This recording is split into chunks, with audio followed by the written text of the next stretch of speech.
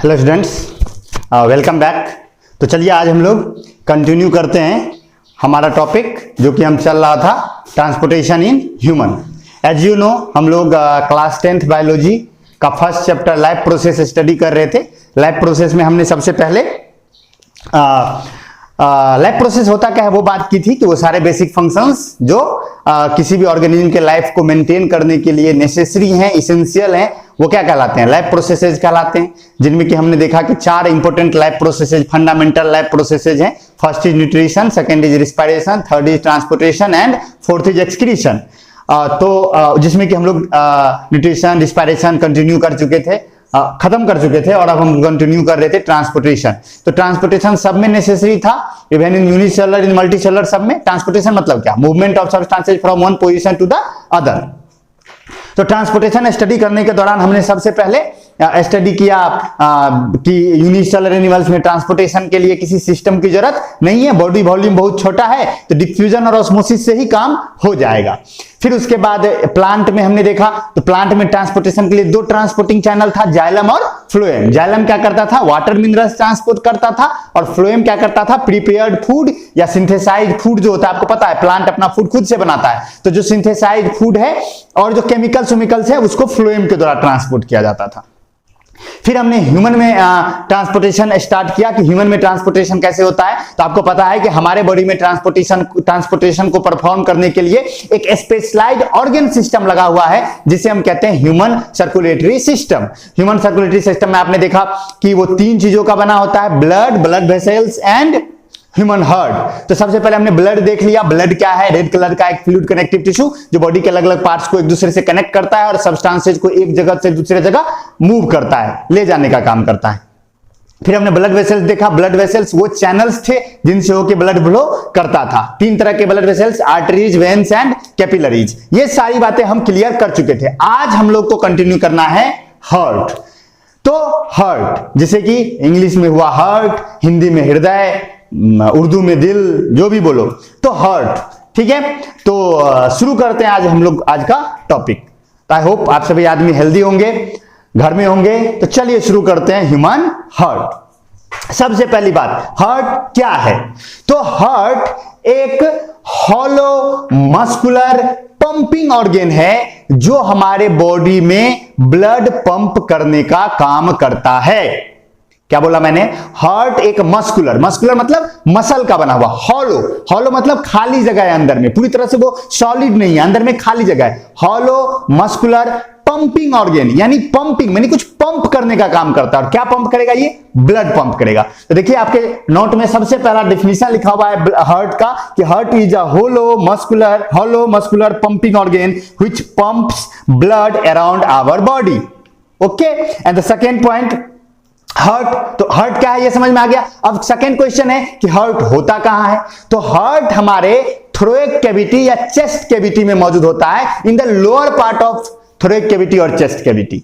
यानी जो हार्ट है वो हमारे थोरैक कैविटी, आप जानते हैं कि ये ऊपर वाला थोरैक कैविटी या चेस्ट कैविटी है और नीचे वाला एब्डोमिनल कैविटी है, और दोनों के बीच में डायफ्राम है। तो डायफ्राम जो है उससे ऊपर, जस्ट ऊपर, थोरैक कैविटी का नीचे वाला पार्ट क्या हुआ? डायफ्राम हुआ। तो डायफ्राम के जस्ट ऊपर हार्ट लोकेटेड होता है, स्लाइटली लेफ्ट, यानी कि थोड़ा सा लेफ्ट साइड में।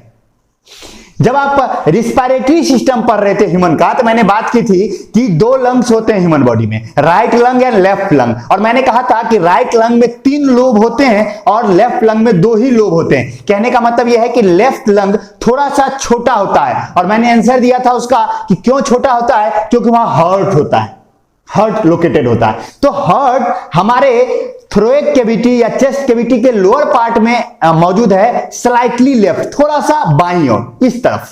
ओके, चलिए कंटिन्यू करते हैं। नेक्स्ट अगर बात करें, अगला बात यह है कि इसका शेप कैसा है, हार्ट का शेप कैसा है। तो हार्ट का डायग्राम आप सभी ने देखा होगा, थोड़ा सा कंप्लेक्स सा डायग्राम है, नोट में अवेलेबल है, देख लीजिए। ट्रायंगुलर सा होता है, नीचे में थोड़ा सा नुकीला और ऐसे टाइप का, या आप कोनिकल कह सकते हैं उसको, ट्रायंगुलर इन शेप। हार्ट जो होता है शेप में लगभग क्या आता है? ट्रायंगुलर होता है।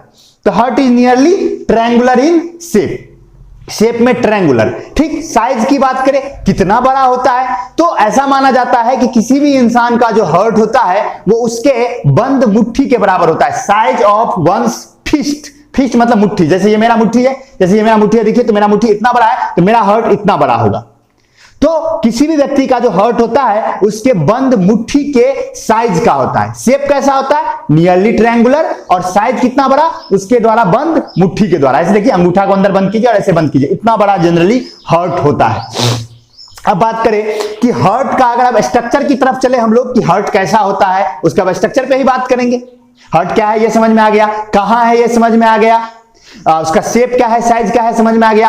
अब हम चलेंगे उसके स्ट्रक्चर की ओर। तो हार्ट को आप देखिएगा तो सबसे पहले हार्ट के ऊपर में डबल लेयर्ड मेम्ब्रेन होता है। देखिए बायोलॉजी के टर्म में हार्ट को कहा जाता है कार्डियक। कार्डियक याद रखिएगा, कार्डियक ये हार्ट के लिए यूज किया जाने वाला वर्ड है। जहां कहीं कार्डियक नजर आए समझ जाइए हार्ट से जुड़ा हुआ चीज है। समझ गए ना? कार्डियक अटैक, हम लोग हार्ट अटैक कहते हैं, कार्डियक अटैक या कार्डियक अरेस्ट, अनेक तरह की चीजें आपको सुनने को मिलती है। तो कार्डियक बायोलॉजी में हार्ट, दिल, हृदय जो भी कहिए आप। तो चलिए हम लोग शुरू करते हैं। तो हार्ट जो है एक डबल लेयर्ड मेम्ब्रेन से कवर्ड होता है, जिस डबल लेयर्ड मेम्ब्रेन को हम कहते हैं पेरिकार्डियम। क्या कहते हैं? पेरिकार्डियम। देखिए enclose in a double layered membrane called pericardium. यानी जो हार्ट है वो डबल लेयर्ड मेम्ब्रेन से घिरा हुआ है, जिसे हम पेरिकार्डियम कहते हैं। याद कीजिए, मैं जब लंग्स पढ़ा रहा था तो मैंने बोला था कि जितने भी वाइटल ऑर्गन्स हैं, हमारे इंपोर्टेंट ऑर्गन्स हैं, वो डबल लेयर्ड मेम्ब्रेन या इवन ट्रिपल लेयर्ड मेम्ब्रेन से भी घिरे हुए होते हैं। और याद कीजिए लंग जो था हमारा वो पिल्यूरा से, डबल लेयर्ड मेम्ब्रेन पिल्यूरा से कवर्ड था, और हार्ट हमारा डबल लेयर्ड मेम्ब्रेन पेरिकार्डियम से कवर्ड है। तो जो डबल लेयर्ड पेरिकार्डियम है, तो एक लेयर और दो लेयर, तो बीच में इम्पिटी स्पेस बचेगा बाबू। उस इम्पिटी स्पेस में एक फ्लूइड भरा हुआ होता है, जिसे हम पेरिकार्डियल फ्लूइड कहते हैं। Pericardial fluid.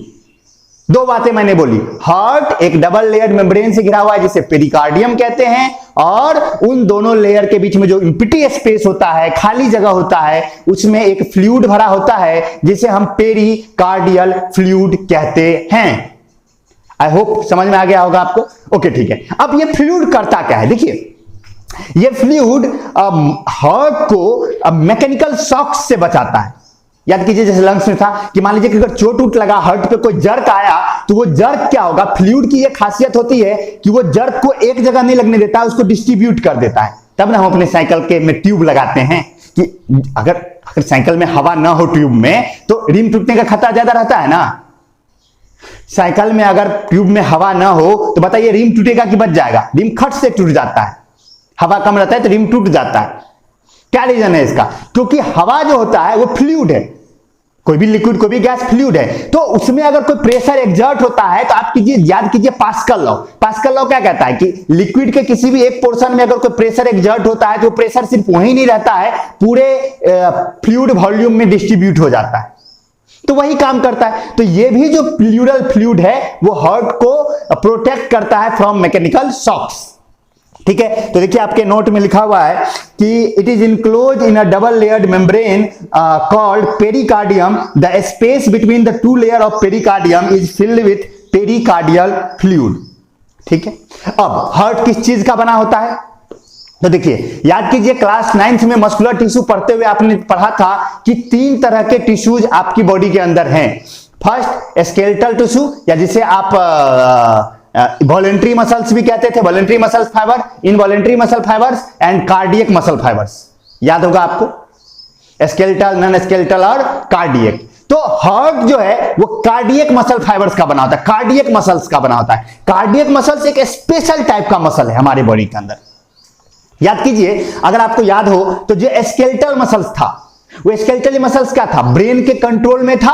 ब्रेन के हिसाब से उसका कंट्रैक्शन और रिलैक्सेशन ब्रेन के द्वारा कंट्रोल होता था, और वो जल्दी थक जाता था। फिर नॉन स्केलेटल जो था, सेकंड जो था हमारा, वो क्या था? वो ब्रेन के कंट्रोल में नहीं था और जल्दी थकता भी नहीं था। लेकिन वो भी थक सकता है, लेकिन वो जल्दी थकता नहीं था। लेकिन जो कार्डियक मसल था वो ब्रेन के कंट्रोल में नहीं है, वो तो नहीं है। दूसरा, वो कभी थकता ही नहीं है, नेवर गेट फैटिग्यूड। कभी थकता नहीं है। तो हार्ट जो है कार्डियक मसल्स का बना हुआ एक ऑर्गन है जो कभी थकता नहीं है। अब सोचिए, जब से हम पैदा हुए और जब तक हम मरेंगे हार्ट लगातार धड़क रहा है। तो अगर ये थकेगा तो वो थक जाएगा तो हम लोग थक जाएंगे, हम लोग मर जाएंगे, नहीं। तो कार्डियक मसल कभी थकता नहीं है, यही उसकी खासियत है। तो हार्ट बना होता है कार्डियक मसल का जो कभी थकता नहीं है। नोट में देख लीजिए, लिखा है it is made up of specialised muscle fibres called cardiac muscle fibres which never get fatigued, जो कभी थकता नहीं है। अब अगर हम बात करें ह्यूमन हार्ट की, तो ह्यूमन हार्ट हॉलो ऑर्गन है, उसका हॉलो एक हॉलो नहीं है, उसके अंदर में 4 चेंबर्ड है। ह्यूमन हार्ट के अंदर 4 चेंबर हैं। अब ध्यान से सुनते चलेगा, एक एक लाइन जो मैं बोलूंगा वो इंपॉर्टेंट होगा, एक बार मैं बोलूंगा दोबारा नहीं बोलूंगा, इसलिए ध्यान से सुनते चलेगा। सबसे पहला बात जो याद रखना है आपको कि human heart is a 4 chambered hollow organ, यानी हार्ट में कितने चेंबर? 4 चेंबर। अगर हम एक स्कीमेटिक डायग्राम बनाएं, स्कीमेटिक डायग्राम मतलब रियल डायग्राम नहीं, एक जनरल सा डायग्राम जिससे कि हम सिर्फ समझने की कोशिश करेंगे, तो आप जरा यहां ध्यान से देखिएगा कि मान लीजिए कि हार्ट अगर ऐसा है, 1 मिनट के लिए ऐसा है, ऐसा है नहीं है, कैसा रियल में? ट्रायंगुलर है। रियल में कैसा है? ट्रायंगुलर है। लेकिन मान लीजिए कि अगर हम ऐसा है, तो ये हार्ट के अंदर का अगर ये पूरा स्पेस है, तो इसके अंदर में टोटल कितने चेंबर है? 4 चेंबर है। ध्यान से देखिएगा, कितने चेंबर है? 4 चेंबर।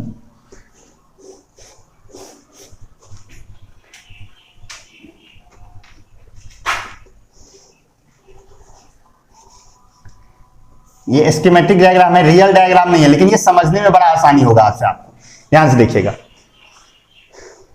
ऐसा करके 4 चेंबर है। देखिए यहां पे आपको 4 चेंबर दिख रहे हैं, 1 2 3 4। तो ह्यूमन हार्ट में कितने चेंबर है? 4 चेंबर है। तो human heart is 4 chamber organ, जिसमें से 2 एट्रियम है और 2 वेंट्रिकल है। 2 एट्रियम है और 2 वेंट्रिकल्स हैं। देखिए लिखा है out of which 2 are auricle और atrium and 2 are ventricles. Auricle या एट्रियम कहा जाता है और वेंट्रिकल्स कहा जाता है। ये दोनों ध्यान से देखिए, ये मैं कह रहा हूं ए से होगा एट्रियम और V से होगा वेंट्रिकल्स। यहां मैं साइड में बना रहा हूं थोड़ा, इसका यहां पर कंप्लेक्सिटी रिड्यूस करने के लिए। तो ये देखिए, ये भी एक एट्रियम है, ये भी एक एट्रियम है, ये एक वेंट्रिकल है और ये भी एक वेंट्रिकल है। अब ऐसे देख लीजिए, देखिए लेफ्ट राइट में बहुत ज्यादा कंफ्यूजन होता है। ऐसे देख लीजिए, ये क्या है? लेफ्ट, तो ये हो गया आपका लेफ्ट ऑरिकल, ये हो गया लेफ्ट वेंट्रिकल, ये हो गया राइट वेंट्रिकल, ये हो गया राइट ऑरिकल। यानी आपका लेफ्ट राइट नहीं, उसका लेफ्ट राइट, ये ध्यान रखिएगा। जनरली हम जो लेफ्ट राइट करते हैं, इधर से हम लोग देखते हैं तो हम अपने हिसाब से लेफ्ट राइट डिसाइड करते हैं, लेकिन हार्ट पढ़ते वक्त उसके हिसाब से होता है, यानी इधर से होता है। कहते हैं लोग इसका लेफ्ट, मेरा लेफ्ट कि तेरा लेफ्ट। जैसे हम आप आमने सामने हो और हम बोले कि तुम्हारा लेफ्ट, तो तुम्हारा जो लेफ्ट है तो वो मेरा राइट है ना, और तुम्हारा जो राइट है वो मेरा लेफ्ट है। समझ रहे हो बात को? तो जब हार्ट में जाओगे तो लेफ्ट राइट डिसाइड करोगे किसके हिसाब से? डायग्राम के हिसाब से। बस इतना याद रखिए। तो देखिए, तो ह्यूमन हार्ट 4 चेंबर है, 4 चेंबर में 2 एट्रियम और 2 वेंट्रिकल्स, या 2 ऑरिकल 2 वेंट्रिकल्स। समझ गए पहली बात? ठीक है। अब देखिए, तो ऊपर वाले दोनों ऑरिकल और नीचे वाले दोनों वेंट्रिकल्स, ये याद रखिएगा। ऊपर वाले दोनों ऑरिकल्स और नीचे वाले दोनों वेंट्रिकल्स। अब अगर बात करो, ये दोनों जो चेंबर है, जो ऑरिकल है, ध्यान से सुनिएगा, ये जो 2 ऑरिकल है, ये दोनों ब्लड रिसीविंग चेंबर्स हैं।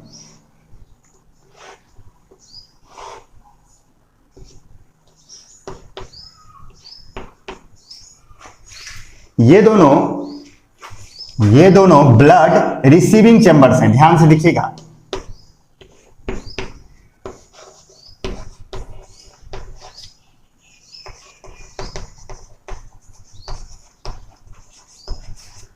ये दोनों ब्लड रिसीविंग चेंबर्स है। देखिए ऑरिकल क्या हो रहा है? देखिए ब्लड आ रहा है कहां से? फ्रॉम बॉडी, यानी बॉडी से ब्लड रिसीव करेगा कौन? ऑरिकल। और जो आपका राइट ऑरिकल और जो आपका लेफ्ट ऑरिकल है, इसे देखिए जरा ध्यान से, ये भी ब्लड रिसीव ही करने का काम करेगा। ये दोनों ब्लड रिसीविंग चैम्बर से, इधर से भी ब्लड ही आएगा। ये कहां से आएगा? From lungs. यानी लंग्स से आने वाले ब्लड को कौन रिसीव करेगा? Left auricle.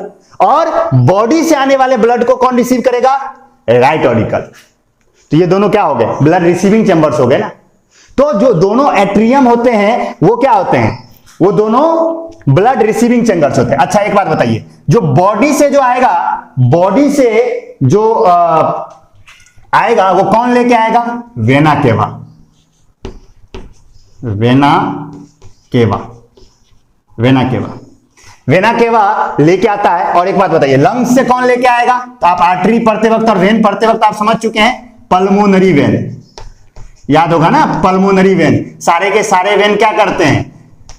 Deoxygenated blood carry करते हैं। बस एक ऐसा है जो ऑक्सीजनेटेड ब्लड कैरी करता है, नाम है पल्मोनरी वेन, जो लंग से ब्लड को हार्ट में लेके आता है। तो देखिए, लंग से ब्लड को हार्ट में लेके आया कौन? Pulmonary vein. और किस में लेके आया? लेफ्ट ऑरिकल में लेके आया।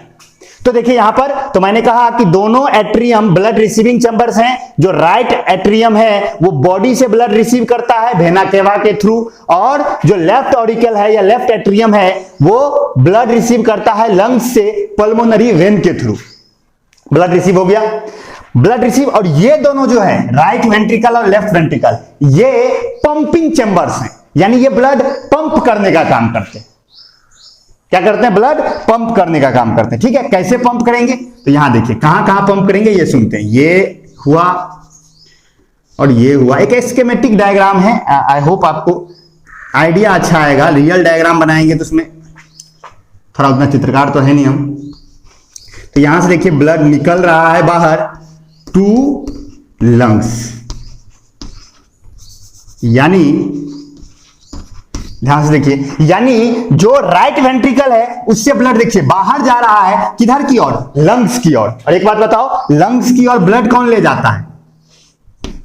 Pulmonary artery. सारे आर्टरी क्या करते हैं? क्या करते हैं? सारे आर्टरी ऑक्सीजनेटेड ब्लड करते हैं कैरी, लेकिन एक आर्टरी ऐसा है जो डीऑक्सीजनेटेड ब्लड कैरी करता है, नाम है पल्मोनरी आर्टरी। और वो क्या करता है? ब्लड को हार्ट से लंग को लेके जाता है। देखिए, हार्ट से ब्लड को लंग में ले जाने वाला पल्मोनरी आर्टरी, और ये ब्लड को ले जाता है लंग्स की तरफ। कहां से ले जाता है? राइट वेंट्रिकल से। ठीक, और लेफ्ट वेंट्रिकल से कहां जाएगा ब्लड? तो लेफ्ट वेंट्रिकल से ब्लड भी, यहां से भी ब्लड बाहर जाएगा।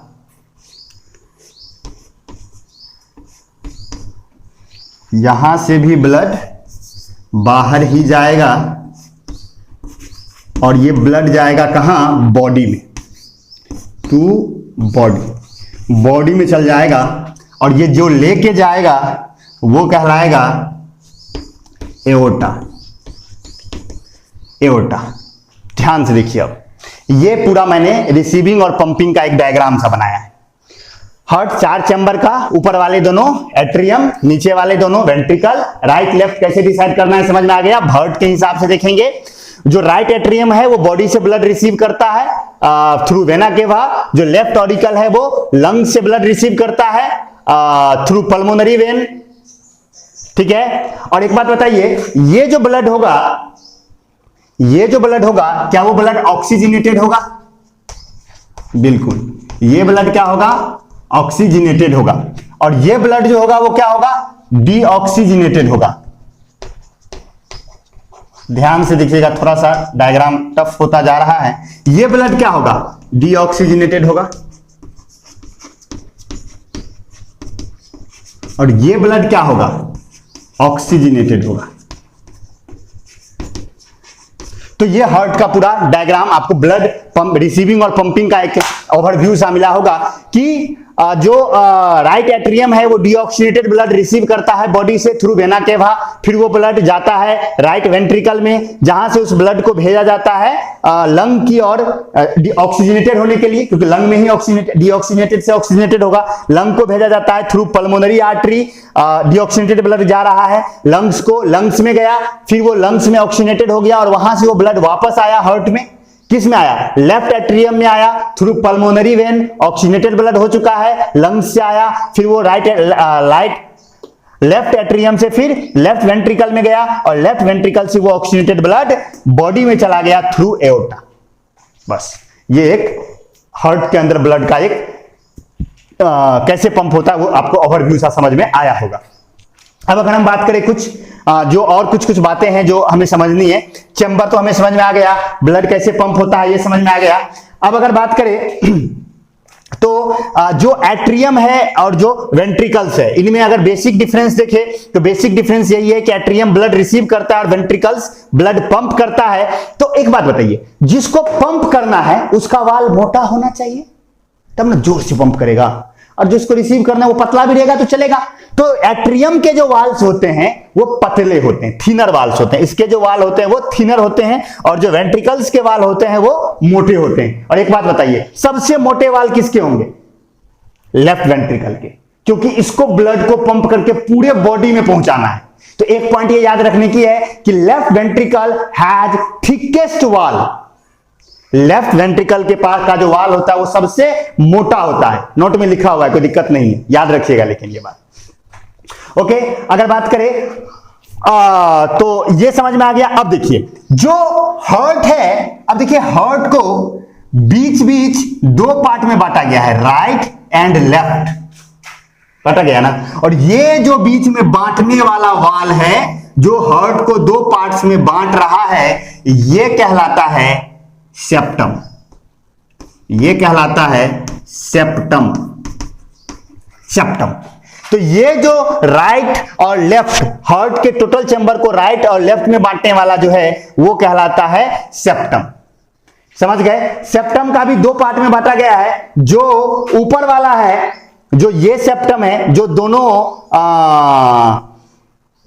एट्रियम को एक दूसरे से अलग कर रहा है, उसे कहते हैं इंटर एट्रियल सेप्टम। यानी ये जो सेप्टम है ये कहलाता है इंटर एट्रियल सेप्टम। दोनों एट्रियम को अलग करने वाला इंटर एट्रियल सेप्टम, और दोनों वेंट्रिकल को अलग करने वाला इंटर वेंट्रिकुलर सेप्टम। मैंने क्या कहा, ध्यान सुनिए। मैंने कहा कि हार्ट को लेफ्ट और राइट में डिवाइड किया जाता है बाय सेप्टम। सेप्टम के दो पार्ट्स, दोनों एट्रियम को अलग करने वाले इंटर एट्रियल सेप्टम और दोनों वेंट्रिकल को अलग करने वाले inter ventricular septum. I hope ये आपको समझ में आ गया हो। अब अगर नीचे चले तो देखिए यहां पर, देखिए राइट में यहां पर भी एक भाल्व लगा हुआ है। ये देखिए ये भाल्व जैसा है, देखिए ये भाल्व जैसा है, ये खुलता बंद होता है, ये भाल्व है। और यहां भी एक भाल्व है। जब ब्लड इसमें से इसमें आएगा तो ये भाल्व खुल जाएगा, लेकिन जब ये सिकुड़ेगा तो ये भाल्व बंद हो जाएगा। याद कीजिए कि किसमें भाल्व था, आर्टरीज में कि वेन्स में?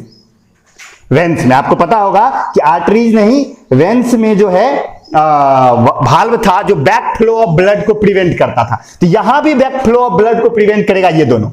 जब ये एट्रियम में से ब्लड, ये एट्रियम ऐसे सिकुड़ेगा तो ब्लड इसमें से निकल के वेंट्रिकल में जाएगा, लेकिन जब वेंट्रिकल सिकुड़ेगा तो ब्लड को नीचे जाना चाहिए ना।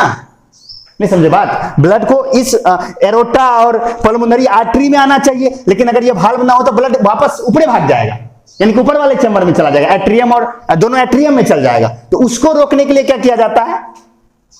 भाल्व लगा होता है। तो इस तरफ जो भाल्व होता है, यहां ध्यान दीजिएगा, इस तरफ जो भाल्व है वो कहलाएगा, ये जो भाल्व है, ये जो दोनों लेफ्ट एट्रियम और लेफ्ट वेंट्रिकल के बीच है, इसे कहते हैं बाइकस्पिड भाल्व। Bicuspid valve. और ये जो भाल्व है जो राइट एट्रियम और राइट वेंट्रिकल के बीच में है, इसे कहते हैं ट्राइकस्पिड भाल्व। ट्राइकस्पिड भाल्व, ध्यान दीजिएगा। यानी दोनों राइट एट्रियम और राइट वेंट्रिकल के बीच में जो भाल्व है वो ट्राइकस्पिड भाल्व है, और लेफ्ट एट्रियम और लेफ्ट वेंट्रिकल के बीच में जो भाल्व है वो बाइकस्पिड भाल्व है। और ये दोनों भाल्व का काम क्या है कि जब वेंट्रिकल कंट्रैक्ट करे तो ब्लड को ये वापस एट्रियम में न जाने दे। किधर जाने दे? दोनों को, लेफ्ट वेंट्रिकल के ब्लड को एओर्टा में जाने दे और राइट वेंट्रिकल के ब्लड को पल्मोनरी आर्टरी में जाने दे। यही इन भाल्व्स का काम है। ठीक है, तो आई होप आपको ये पूरा इसका एक डायग्राम सा समझ में आया होगा, बेसिक डायग्राम। इसको पॉज करके, स्क्रीन पॉज करके, और इस डायग्राम को फेयर में बना लीजिए। समझ गए? नोट में इस डायग्राम को बनाना है तो इस डायग्राम को नोट में बनाइए बढ़िया से। जो रियल हार्ट का डायग्राम है उससे आपकी चीजें क्लियर नहीं हो पाती हैं। वो डायग्राम थोड़ा सा वो कॉम्प्लेक्स सा लगता है बच्चों को बनाने में। तो ये डायग्राम आप बना लीजिए, पॉज कर लीजिए, स्क्रीनशॉट खींच के आपको जैसे बनाना हो बेहतर ढंग से इसको बनाइए। समझ गए? हम एक बार फिर से समझा देते हैं इतनी सारी बातें क्या क्या मैंने बोली है कि हार्ट 4 चैम्बर वाला एक ऑर्गेन है। 4 चैम्बर में ऊपर वाला दोनों एट्रियम है, नीचे वाला दोनों वेंट्रिकल है। ठीक, हार्ट लेफ्ट और राइट के 2 पार्ट्स में बटा हुआ है जो कि सेप्टम के द्वारा बटा हुआ है। दोनों एट्रियम को अलग करने वाला इंटर एट्रियल सेप्टम, दोनों वेंट्रिकल को अलग करने वाला इंटर वेंट्रिकुलर सेप्टम। डायग्राम में नहीं बनाए हैं, वो जगह नहीं था तो नहीं लिखे हैं, आप ये याद रखिएगा। फिर उसके बाद जो राइट एट्रियम है और जो लेफ्ट एट्रियम है, ये जो राइट लेफ्ट का जो खेल है वो हार्ट के हिसाब से है, आप अपने हिसाब से मत कीजिएगा। यहां बच्चे बहुत कंफ्यूज होते हैं, वो अपनी तरफ से लिखने लगते हैं कि ये राइट ये लेफ्ट। नहीं, ये राइट नहीं, इस तरफ लेफ्ट होगा, इस तरफ राइट होगा, ध्यान रखिएगा, वो उसका राइट लेफ्ट लेना है। समझ गए? तो ये है। अब सेप्टम के द्वारा अलग है, दोनों एट्रियम को अलग करने वाला, दोनों राइट एट्रियम और राइट वेंट्रिकल को अलग करने वाला ट्राइकस्पिड वाल्व, और लेफ्ट एट्रियम और लेफ्ट वेंट्रिकल के बीच में बाइकस्पिड वाल्व। अब अगर ब्लड पंपिंग का खेल समझे पूरा, अगर हम ब्लड पंपिंग का पूरा खेल समझने की कोशिश करें तो मैं इसे इरेज करता हूं और यहां मैं बनाता हूं, ध्यान से देखिएगा। ब्लड पंपिंग आपको याद होना चाहिए कि ब्लड कहां से कहां जा रहा है। तो मैं यहां अगर लिखूं तो आपको पूरी तरह से समझ में आएगा कि क्या मैं बोल रहा हूं।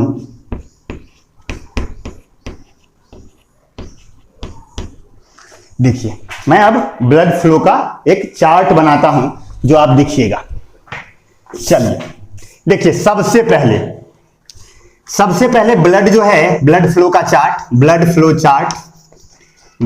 फ्लो चार्ट कि ब्लड कैसे बह रहा है आपकी बॉडी के अंदर, पूरा अगर सर्कुलेशन देखिए आप ब्लड का।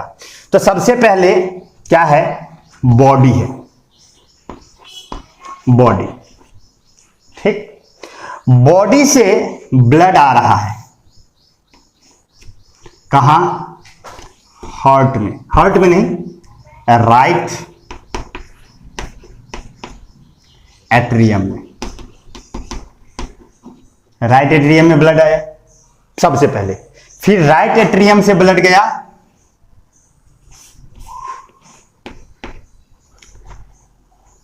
राइट वेंट्रिकल में, राइट वेंट्रिकल से देखिए ब्लड कहां गया? पल्मोनरी आर्टरी में, पल्मोनरी आर्टरी में। पल्मोनरी आर्टरी से ब्लड कहां गया? लंग्स में, चला गया लंग्स में। लंग्स से फिर ब्लड कहां आया? लंग्स से ब्लड फिर कहां आया? पल्मोनरी वेन में।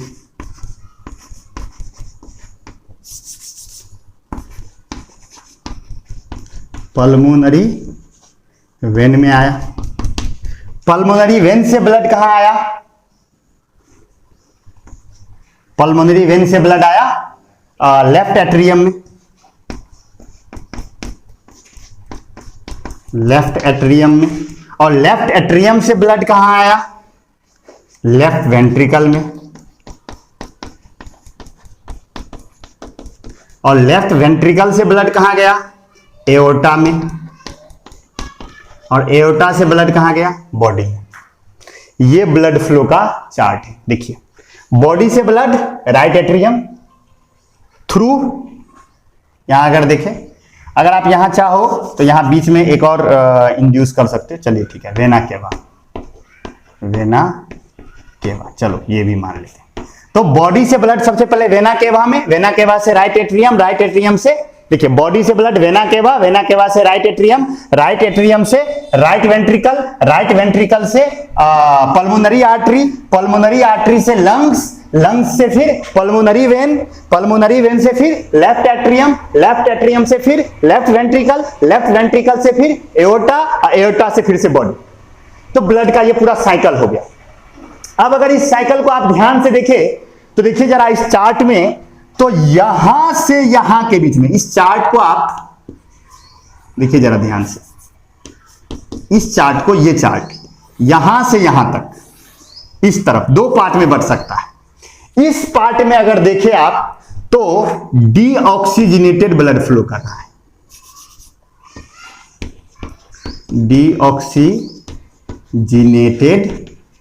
ब्लड। इस पार्ट में डीऑक्सीजनेटेड ब्लड फ्लो कर रहा है और इस पार्ट में ऑक्सीजनेटेड ब्लड। ध्यान से देखिएगा, ये भी चार्ट आप नोट में बनाइएगा जो मैं यहां बना रहा हूं। बॉडी, एक बात बताइए, बॉडी से कैसा ब्लड आया? डीऑक्सीजनेटेड। वेना कावा में कौन सा ब्लड है? डीऑक्सीजनेटेड। राइट एट्रियम में कौन सा ब्लड है? डीऑक्सीजनेटेड। राइट वेंट्रिकल में कौन सा ब्लड है? डीऑक्सीजनेटेड। पल्मोनरी आर्टरी में कौन सा ब्लड है? डीऑक्सीजनेटेड। लंग में आया कौन सा ब्लड? डीऑक्सीजनेटेड। और लंग से जो ब्लड पल्मोनरी वेन में आया वो क्या हो गया? ऑक्सीजनेटेड। फिर लेफ्ट एट्रियम में ऑक्सीजनेटेड, लेफ्ट वेंट्रिकल में ऑक्सीजनेटेड, एओर्टा में ऑक्सीजनेटेड, फिर बॉडी में गया ऑक्सीजनेटेड, फिर बॉडी से आया डीऑक्सीजनेटेड।